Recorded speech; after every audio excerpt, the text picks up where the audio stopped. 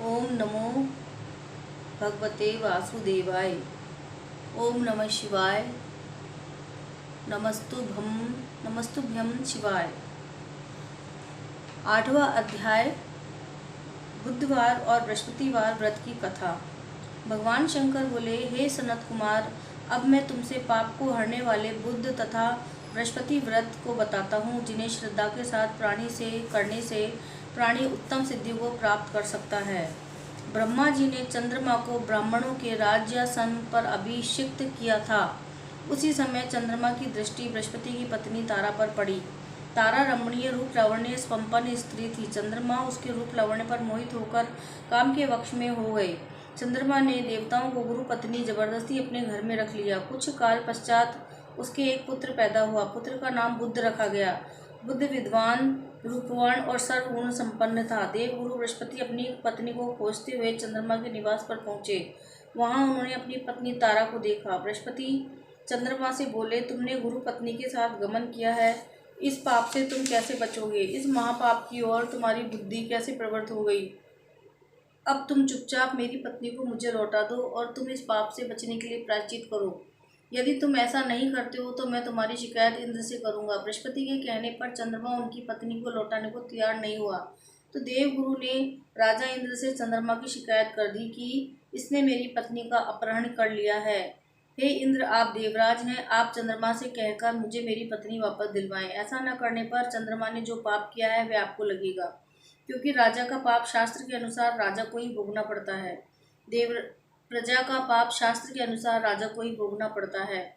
देवराज इंद्र ने चंद्रमा को बुलाया और उसे आज्ञा दी, तुम देवगुरु बृहस्पति की पत्नी तारा को लौटा दो। किसी दूसरे की पत्नी के साथ गमन करने को पाप माना जाता है तथा गुरु पत्नी के साथ गमन करना महापाप है। देवराज इंद्र का आदेश पाकर चंद्रमा गुरु पत्नी तारा को बृहस्पति को लौटाने को तैयार हो गया, परंतु तारा से उत्पन्न अपना पुत्र मैं वापस नहीं करूंगा। चंद्रमा की बात सुनकर देवताओं को संशय हो गया कि यह किसका पुत्र है। इस बात की पुष्टि तो तारा ही कर सकती है। यह किसका पुत्र है? देवताओं ने तारा को बुलाकर पूछा, हे कल्याणी, तुम सच सच बताओ, यह किसका पुत्र है? लज्जायुक्त तारा ने कहा, यह बालक चंद्रमा का औरस तथा बृहस्पति का क्षेत्रज पुत्र है। अब जिसको ठीक समझे उसे इस बालक को सौंप दीजिए। तारा की बात सुनकर बालक बुध को चंद्रमा को सौंप दिया। इससे गुरु बृहस्पति खिन्न हो गए। उन्हें खिन्न देखकर देवों ने दोनों को वर दिया। चंद्रमा से कहा, यह तुम्हारा पुत्र है, अब तुम घर जाओ। चंद्रमा और बृहस्पति पुत्र बुध ग्रह होगा। चंद्रमा तथा बृहस्पति पुत्र बुध ग्रह होगा। हे आचार्य, और भी शुभ वर को ग्रहण करो। जो प्राणी दोनों का मिलकर एक साथ व्रत करेगा उसे सब सिद्धियों की प्राप्ति होगी। भगवान शिव के प्रिय मास श्रावण में जो लोग बुध और गुरुवार के दिन अर्चना करेंगे उनके खजाने भरे रहेंगे तथा उनका क्षय नहीं होगा। नैवेद्य दही भात से दोनों मूर्तियां लिखनी चाहिए। जो दोनों मूर्तियों को झूले पर रखकर अर्चन करता है वह दीर्घायु तथा संपूर्ण गुणों से युक्त पुत्र प्राप्त करता है। पाकशाला में लिखकर अर्चना करने से पाक वृद्धि और देवागार में लिखकर अर्चना करने से देव की दया होती है।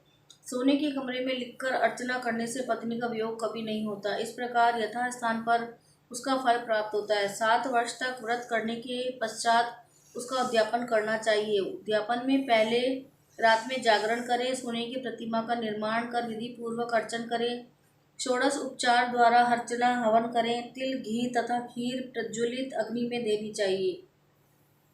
चिंचिड़ा तथा पीपल की समिधाओं से हवन करके पूर्ण आहुति डालनी चाहिए। इसके बाद मामा भांजे को भोजन कराकर अन्य ब्राह्मणों को भोजन कराना चाहिए। ब्राह्मणों को दक्षिणा देकर उन्हें हाथ जोड़कर विदा करने के बाद स्वयं भोजन करना चाहिए। इस प्रकार 7 वर्ष तक व्रत करने वाला प्राणी सब इच्छाओं को प्राप्त कर लेता है। जो विद्या की कामना करता है उसे विद्या की प्राप्ति होती है। वह वेदों और शास्त्रों का मर्म जान लेता है। उसे बुद्ध ज्ञान एवं गुरु बृहस्पति गुरुता प्रदान करते हैं। सनत कुमार ने भगवान शंकर से पूछा, आपने पहले मामा तथा भांजे को भोजन कराने का विधान बताया, इसका कारण क्या है? भगवान शंकर ने कहा, हे सनत कुमार, पहले समय में मामा और भांजा दोनों दरिद्र थे। एक दिन दोनों भोजन के लिए घूमते घूमते सुंदर नगर में पहुंच गए। उन्होंने वहां प्रत्येक मकान में श्रावण के महीने में प्रत्येक वार का व्रत करते लोगों का देखा, परंतु बुध और बृहस्पति का व्रत करते नहीं देखा। दोनों मामा भांजे ने बहुत समय तक आपस में विचार किया कि सब जगह सूर्य और अन्य वारों का व्रत तो हो रहा है, परंतु बुध और गुरु का व्रत देखने को नहीं मिला। अतः हम दोनों बुध और गुरु का व्रत करें तो अच्छा रहेगा, क्योंकि अब तक किसी ने इन दोनों वारों का व्रत नहीं किया है। यह अनुच्छिष्ट व्रत